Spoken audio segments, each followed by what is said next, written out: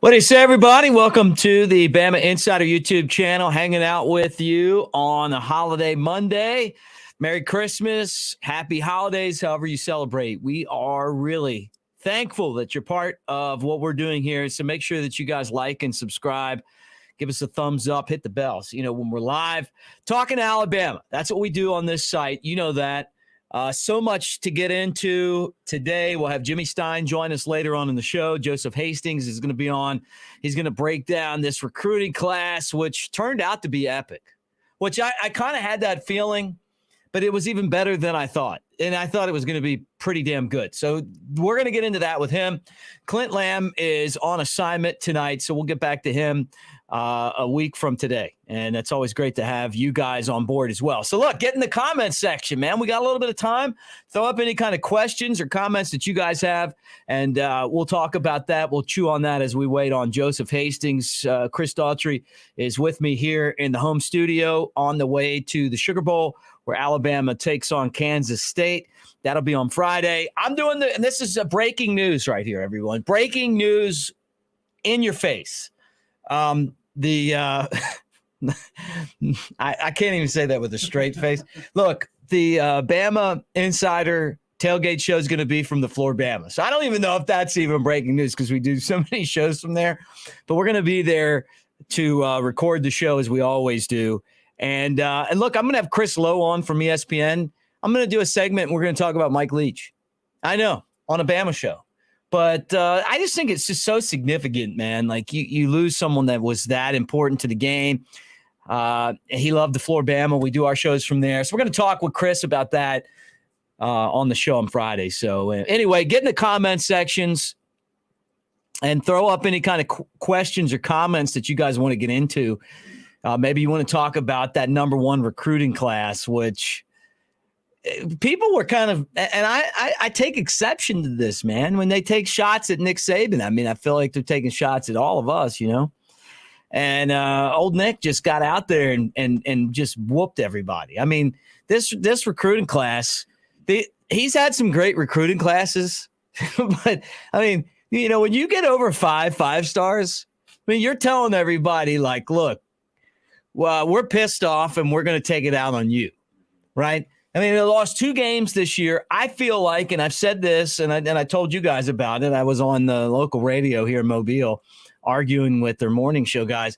I think Alabama's one of the best 4 teams. I just do. I know they are. Now, you know, the way that they pick the teams, obviously, if you get blown out at home by your arch rival, that is less significant than losing 2 games on the road in front of hostile environments at the buzzer, right?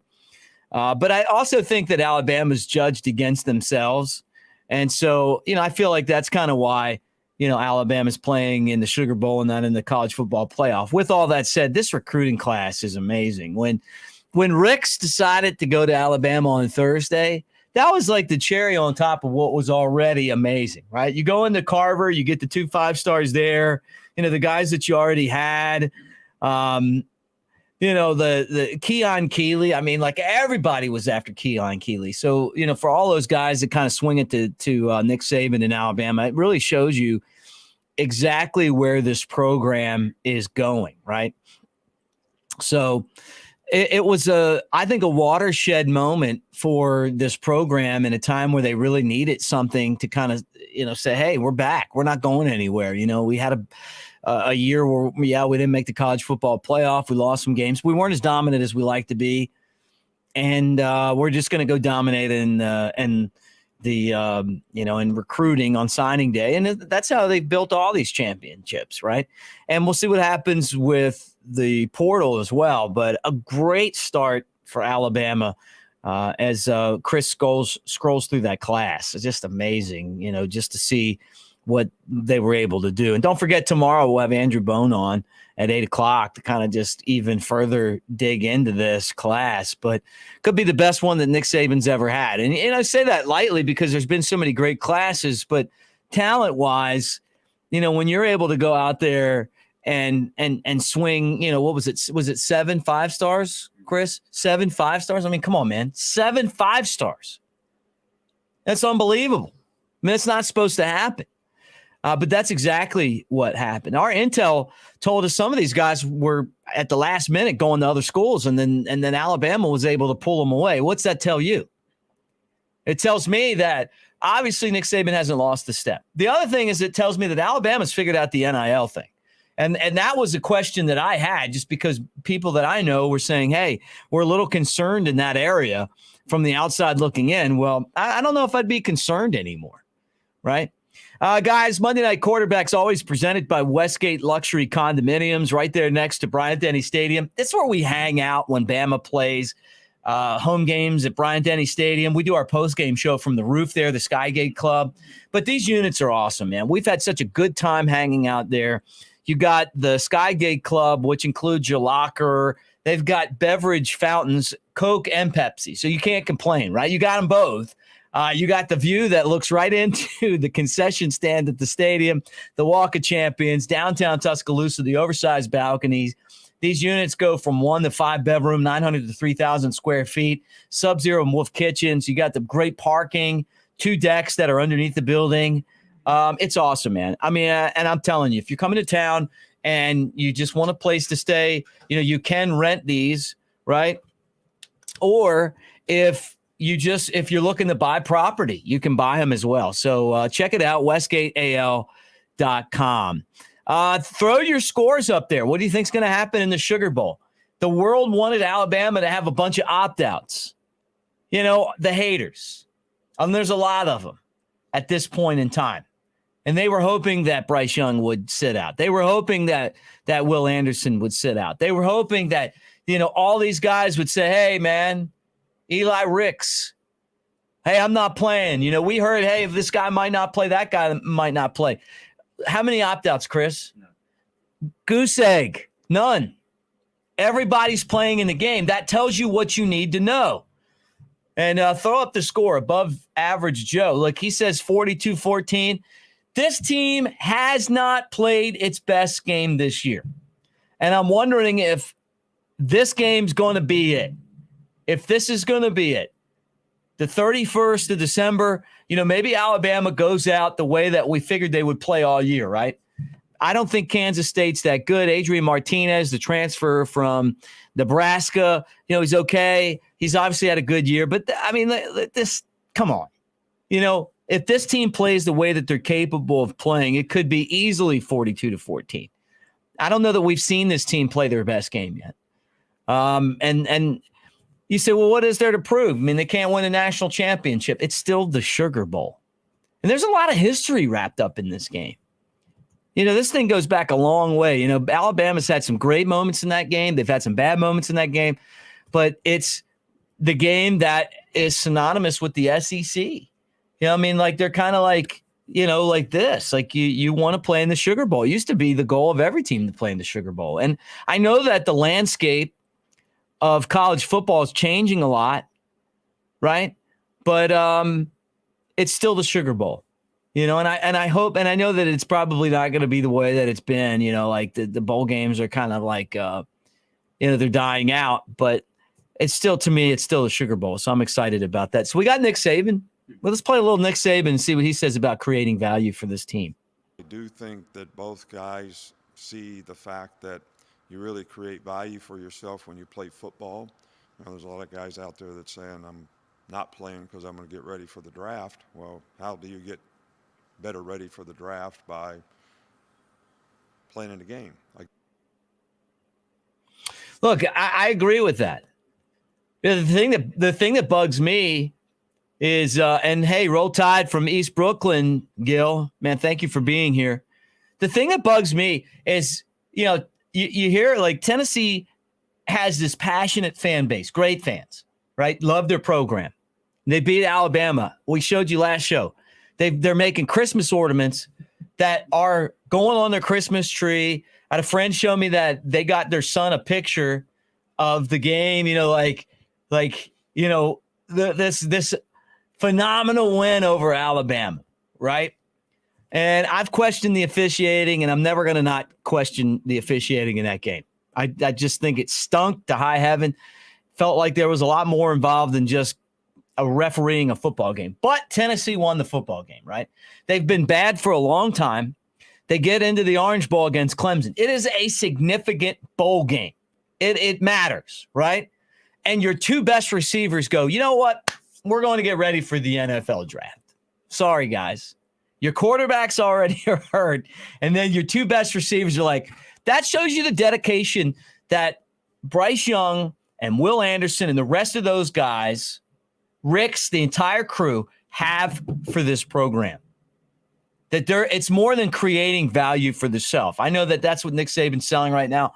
It has a lot more to do with him and what they think about him and the way that they appreciate him and Alabama and the program.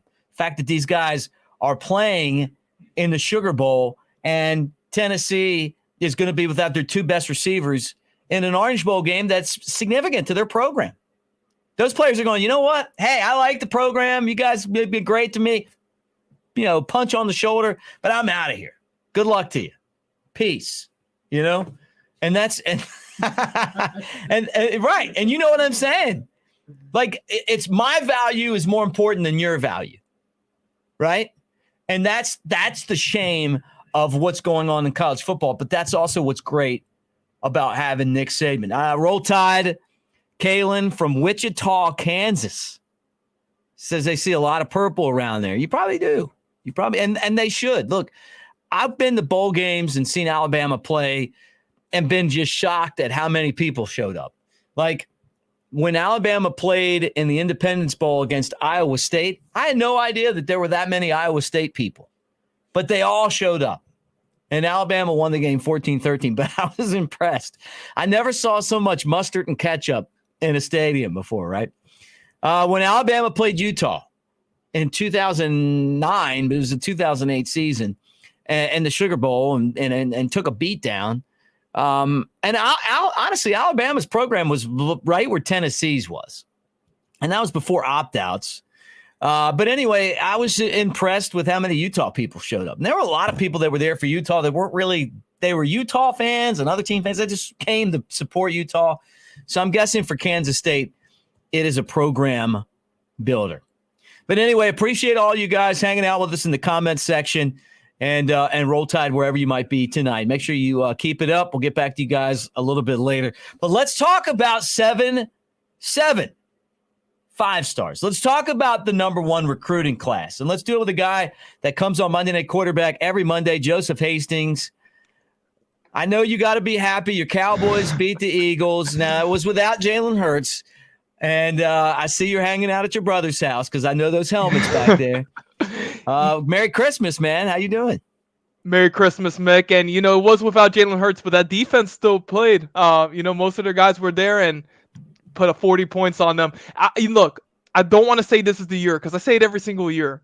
Mick, it's feeling like the year for my Cowboys. It really is. I think we'll be having a Monday Night QB in February after Dak Prescott has hosted the Lombardi Trophy, and I'll be very, very happy at that point. Well, we'll see. We'll see. Jimmy would be happy. Look, I remember those Cowboy teams that won the Super Bowl with Emmitt Smith and Troy Aikman and Michael Irving and a host of other guys. Moose Johnson, they had some great defenders.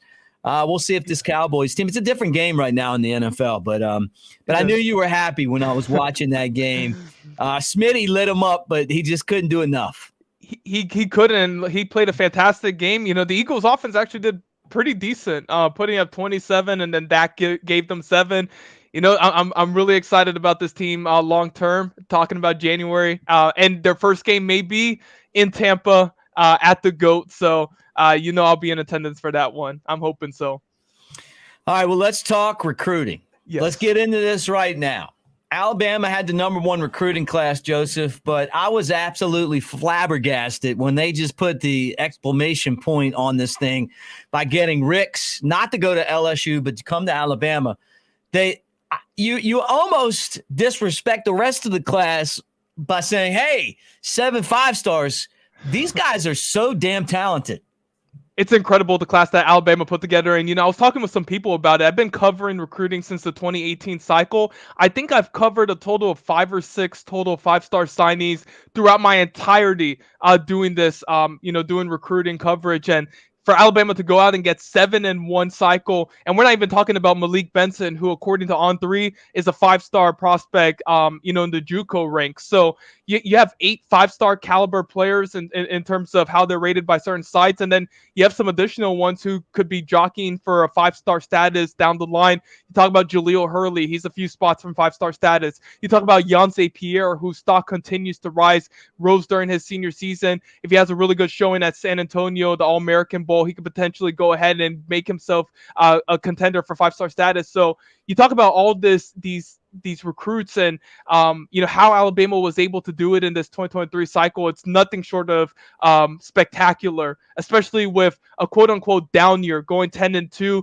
not living up to the Bama standard. All the questions that people had about this football program and coaches on both sides of the football. For Alabama to go out and still do what they did, to land 4 5-stars in a span of 3 days, to land Keon Keeley the week before, it's ridiculous. It's recruiting on another level that I don't think I've ever personally seen before. I know people are going to compare this to Texas A&M, the Texas A&M class from a cycle ago, because the Aggies had 9 5-stars. But a lot of those 5-stars were along the defensive line. Like, this is a really diverse class. You got the number 2 offensive tackle in the country, the number 2 defensive lineman, the number 2 linebacker, the number 2 cornerback, the top ranked edge, the top ranked safety, 2 top 11 quarterbacks, 2 top 4 running backs. It truly is one of the best classes I've ever seen in just in my time doing this. Yeah, look, I'm with you, man. I mean, like it just all seemed to come together. Part of it is that Auburn fired their coach. Mm-hmm. And he wasn't a great recruiter anyway, and Brian Harsin. At least he hadn't established himself, right? Hugh Freeze didn't have enough time to really come in and make any kind of impact at all. You get the 2 5-stars on signing day from Carver Montgomery. I mean, I feel like that really kind of was like, this is going to be a big day, because those guys were like, hey, look, Smith and Russo were both going to go to the same school. We didn't know it was going to be Alabama until the last minute, and until they really said it, I wasn't totally convinced. When they got those 2, I knew that it was going to be big. I think I said it a couple of weeks ago, like their commitments or committing wherever they decided to go to would define the class that they joined. So if they joined Auburn, it would be looked at as a program changer for Hugh Freeze and company. Hugh Freeze being able to go in and in just a few weeks be able to land the state's top 2 players. And from the Alabama perspective, they went to Auburn, it would be devastating, because you look at the needs that they have in the interior of the defensive line with James Smith, and then at linebacker with Quay Rousseau, especially missing out on Arian Carter and Centurion Perkins. He was a really big player of need. So even though they had all the 5-stars on board and the 5-stars that they were able to land down the home stretch, you really needed those last 2, the state's top 2 players. And we're not even talking about missing out on Peter Woods and Kelby Collins. So just from a perception standpoint, getting both of them on board in this class, it's amazing. Once again, I told you this, I've never seen it before, where you have 2 5-star prospects of their caliber be a definitive package deal from start to finish. That's how it was in their recruitment. So, hats off to Alabama, what they were able to do with not only them, but just all those other 5-stars they were able to land, all those other top 100 players, all those other recruits they were able to go out into other states like Cole Adams, and go into Connecticut and get Olaus Allen. It was just a spectacular class, top to bottom. What do you think the most significant signee was in this class, and why? You have to say Caleb Downs. I mean, Caleb Downs, I've seen him in person a couple of times in his junior year and his senior season. He is the best high school football prospect in the 2023 cycle, in my opinion, that I've been able to see live. And I think he has a case for being the top high school football prospect I've ever seen, just in terms of what he's able to do on both sides of the football. His athleticism, his closing speed, his solid form tackling.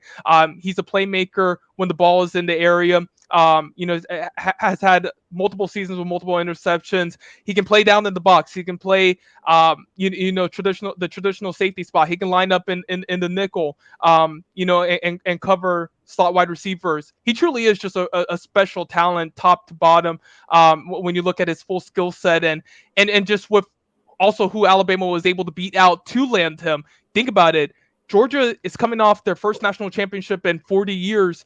Alabama went into the Peach State and landed not only Caleb Downs, but Justice Haynes as well, a UGA legacy. So when you consider all those factors, at play there. You have to look at Caleb Downs as the most significant signee, although you can make the case for a host of other players. You can look at Keon Keeley. What they were able to do to land him. He's somebody who's seen as, I don't want to say the next Will Anderson, but somebody who can have a Will Anderson type of impact at Alabama. You look at Caden Proctor, flipping him down the line after he was committed to Iowa for nearly 6 months. Going in and into Hawkeye territory and landing a player of his caliber. You look at Malik Benson, what he may be able to do, his significance in terms of next year. And he's already making noise there of Alabama. So I would say Caleb Downs, but you can make the argument for at least 5 or 6 other signees that Alabama was able to land last week. Hanging out with us, guys, on the Bama Insider YouTube channel. Like and subscribe. Give us a thumbs up as we talk to Joseph Hastings. Coming up, Clint Lamb on assignment. We'll have Jimmy Stein with us on the show, but we appreciate you guys every Monday night. So like, subscribe, hit the bell so you know when we're live. And don't forget that right now is a great time for you to stay updated with everything going on recruiting in Alabama at BamaInsider.com. Become a member right now, $3, $10, even for all the way up until August 31st. Of this year, and that's a really a great deal. So you find out all the recruiting. You would have known all this stuff was going on if you'd have been part of what these guys do. I'm really just elated, honestly, that I think this shows that Nick Saban hasn't lost a step, man. I mean, I just feel like this was kind of like you guys are counting me out. You guys think that this thing's over, and it's not.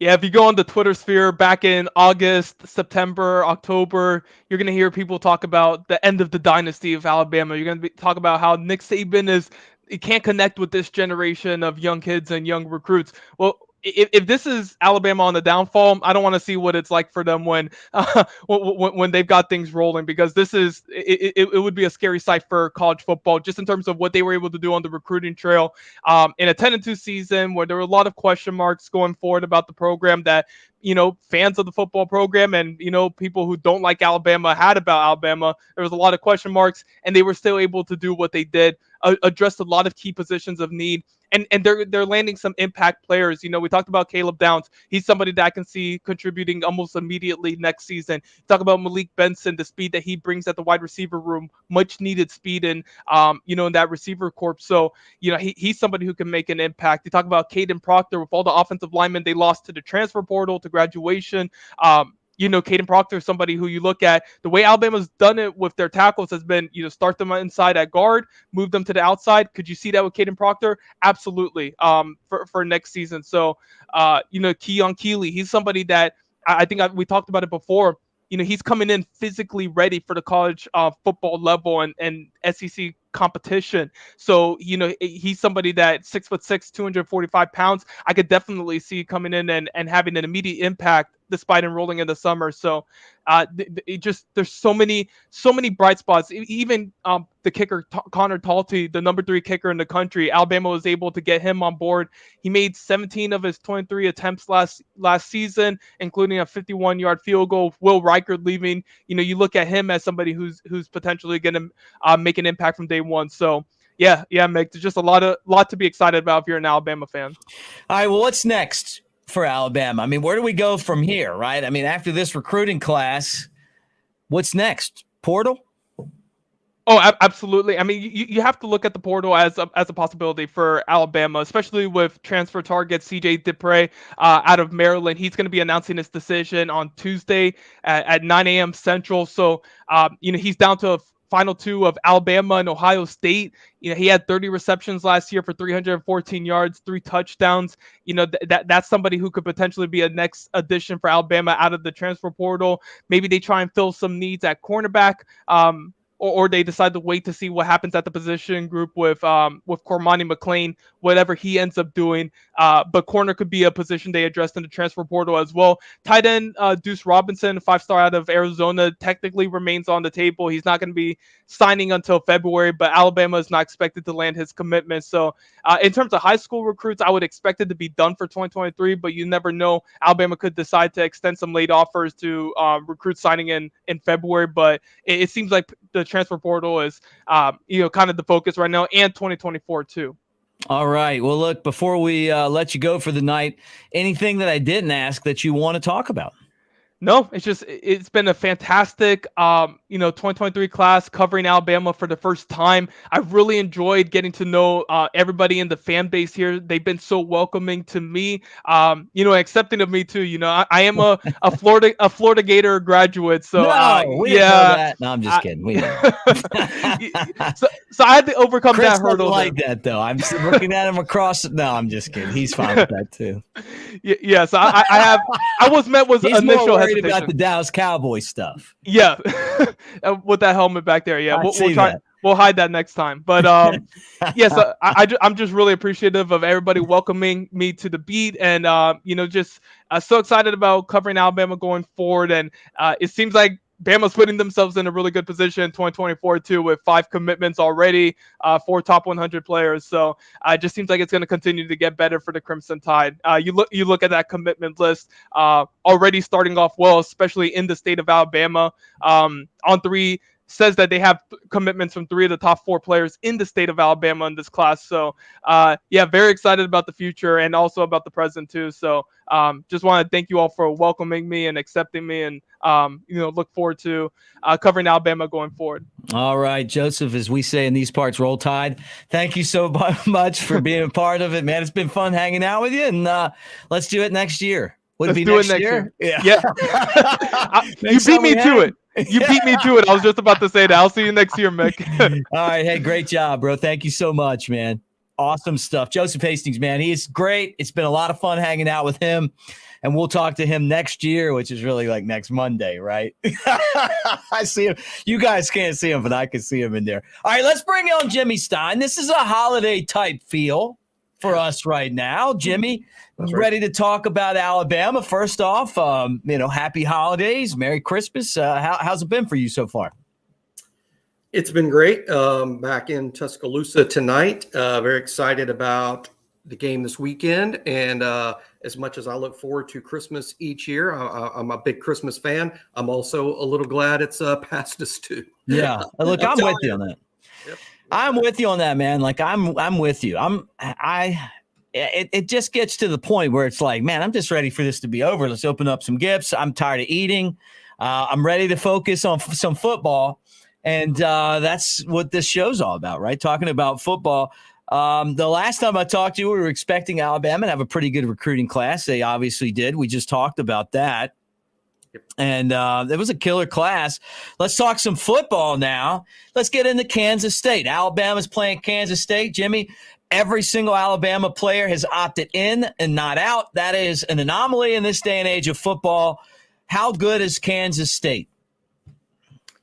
Well, they're real good. They won the Big 12. They won 10 games. They beat TCU, who's in the playoff. Kansas State is the only team not in the playoff to beat someone in the playoff. Wow. So they're pretty good. Now, they're also the same team that lost to Tulane. They lost to Texas, who Alabama beat. And they lost to TCU the first time they played, although that's one of the most notable games of the year. Mick, I don't think that the country talks about that game enough. Had Kansas State won that game, TCU would not be in the playoff right now. Mm-hmm. No doubt that would be true. And Kansas State led that game 28-10, and their starting quarterback got hurt, and their number 2 quarterback got hurt.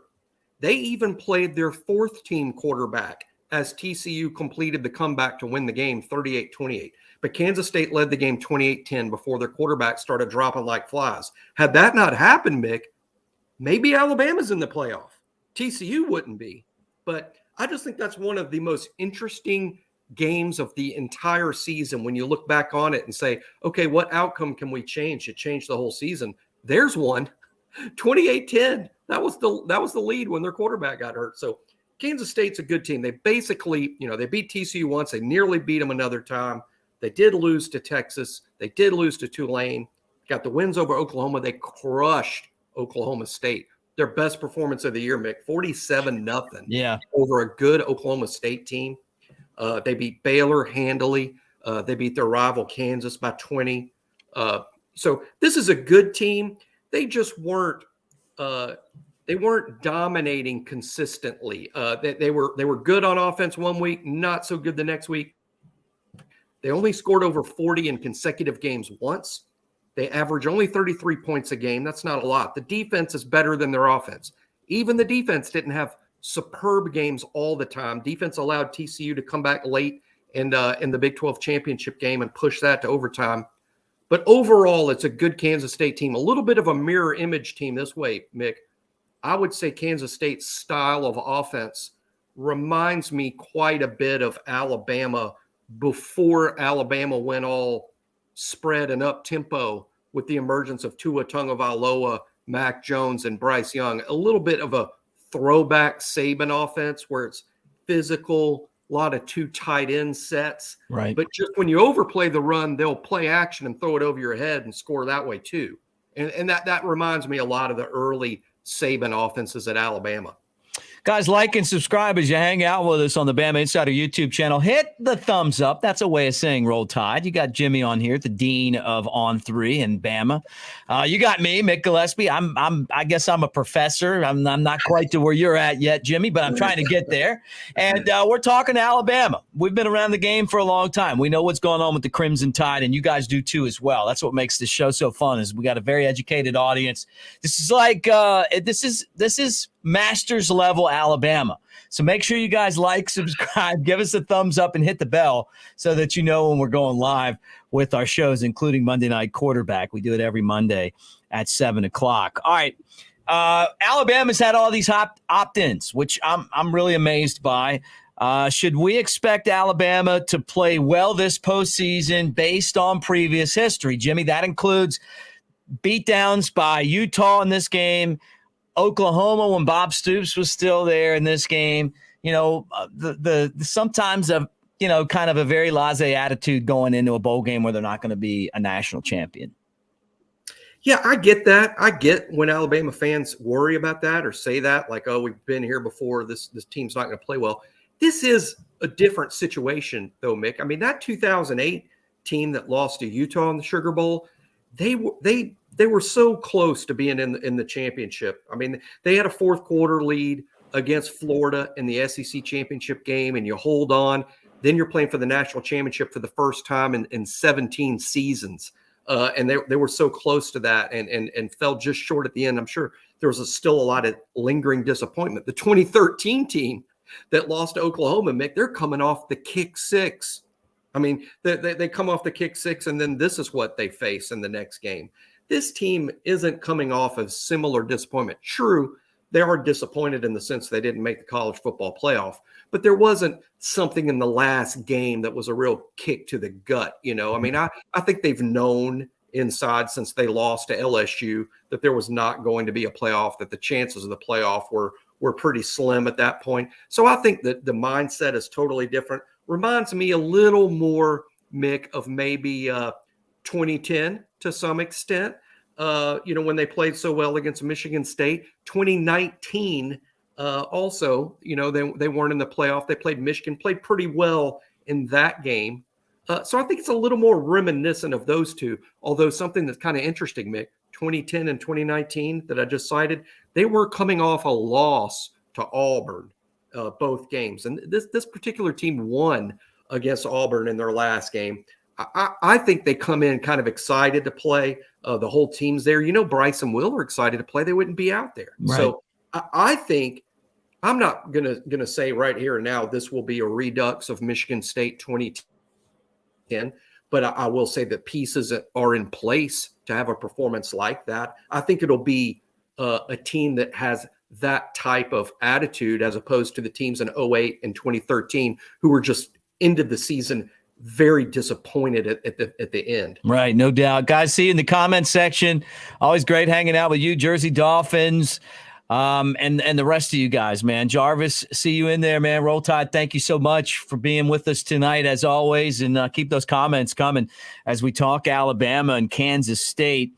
Jimmy, anything new, surprises, anything that Bama fans should look forward to between now and Saturday? Yes, but if I knew exactly what they were, they wouldn't be surprises. But Time to open those presents.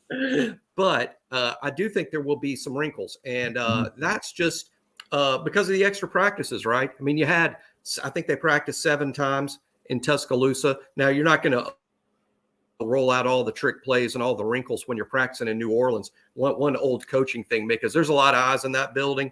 Alabama, whether it's true or not, Alabama will believe TCU is watching the practices in New Orleans, just like TCU is going to believe that Alabama is watching their practices. That's just an old coaching thing. So you put your wrinkles in before you leave town, and Alabama had 7 practices to do that. So I think you are going to see something a little different, whether it's personnel. But this is my guess, Mick, and I can guess because I don't know. So if I guess right, that's just a lucky guess. But the last game, we saw Bryce throw the ball downfield more than we have in any game this season since the injury. And now he's had even more time to heal that shoulder. He's got an NFL draft process coming up. He wants to use this game to audition to be the number 1 pick in the NFL draft.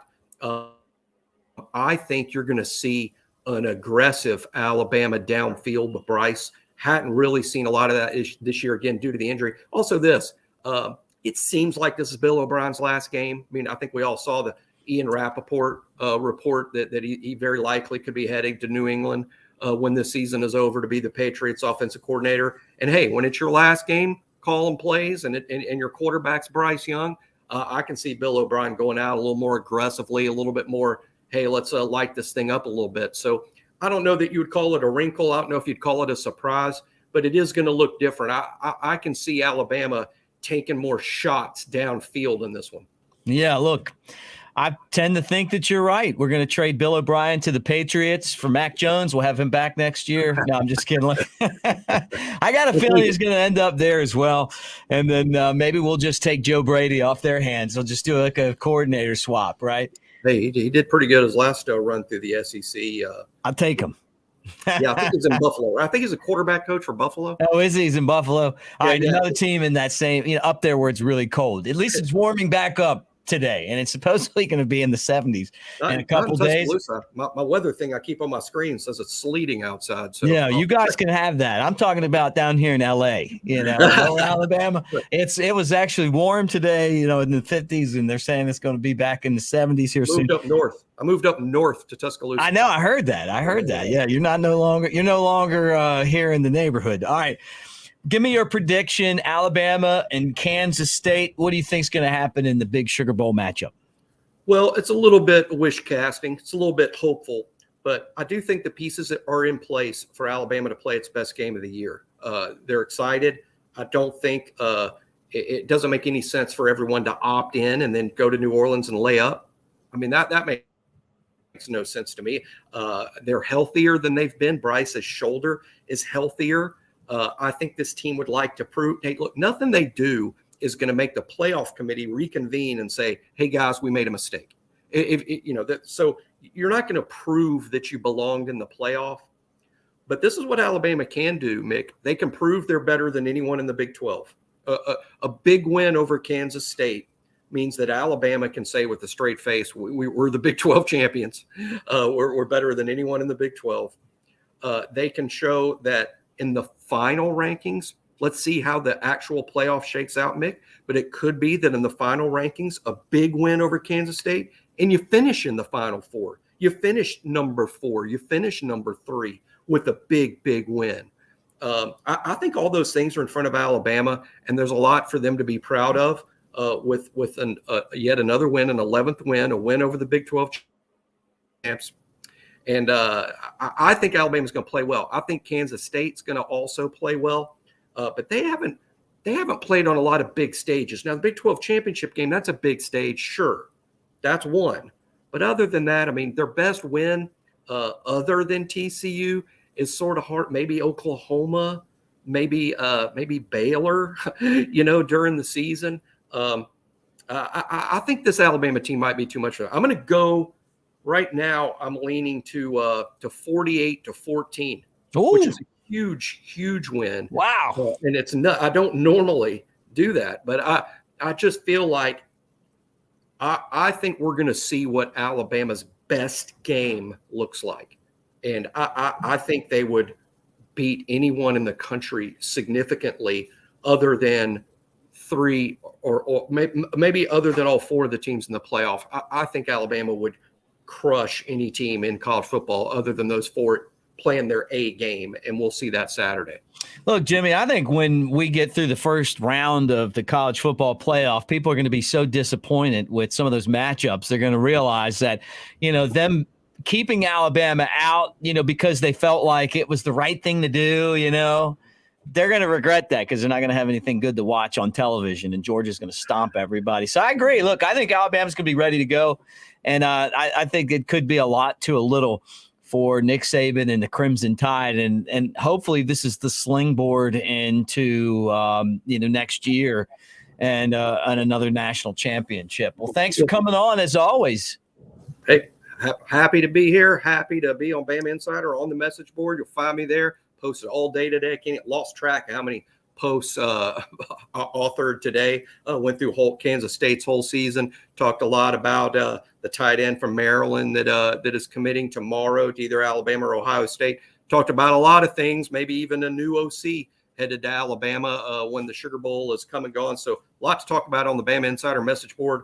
Hope everybody joins us. Yeah, look, and we'll have the inside information on that. The tight end from Maryland that's going to commit to Alabama tomorrow, right? Is that right, Jim? Is he coming? Andrew Bone says. Andrew Bone says yes. Okay, so Bone says yes. Go ahead and write it down. It's going to be more momentum for Alabama moving forward. Well, look, Merry Christmas, Happy Holidays. Great to talk to you. I've already used this joke once tonight with Joseph, but we'll talk to you next year. I'll see you next year. I should have even more gray hair next year. Yeah. Well, hopefully we'll have a lot of good stuff to talk about when Alabama and Kansas kick off Saturday at 11 o'clock down in New Orleans in the Sugar Bowl. But great stuff as always, Jimmy. And don't forget, guys, as you hang out, he mentioned it. BamaInsider.com on 3. Now that we're part of it, we're changing the face of team coverage. This thing's getting bigger and better. There's a lot of surprises that are out there that you don't even know about yet, but I do. And I'm going to tell you, you want to be a part of what we are doing. Take my word for it. $10 until August 31st, even money that Chris Daughtry feels like that's like one half of a round of drinks that he would buy at the Gray Lady when he's taking his friends out in T-Town. You got the opportunity to get Bama Insider for almost a year. August 31st from now for $10. Take them up on it. You get the message board with Jimmy and Clint. You get all the recruiting with Bone and Joseph and much, much more that's coming up as we move forward. All you guys in the comment section, Greg, thank you, man. You guys are the best. Not Jimmy and I, not Joseph and I, not Clint and I, not Chris and I. It's you. It's you guys that are out there that are part of our channel, that like and subscribe, that give us a thumbs up, that support everything that we're doing, that are a part of all of this, that hit the bell. We love you guys.